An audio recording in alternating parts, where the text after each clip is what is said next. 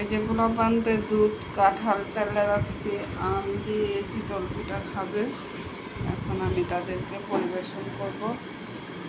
আমি দুধ দেওয়া পিঠাটা ভিজায় রাখছিলাম যাতে নরম হয়, তাহলে খাওয়াতে সুবিধা হবে।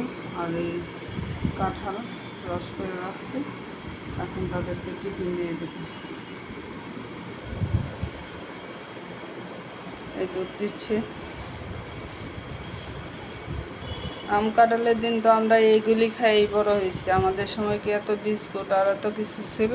এগুলি খাই আমাদের নিত্যসঙ্গী। বাস আম কাঁঠালের সিজনে নাস্তা ছিল বা রাত্রে খাবার ছিল। এখন এটা হচ্ছে টিফিন। কে কে পছন্দ করো এসে খেয়ে যাও। ধন্যবাদ।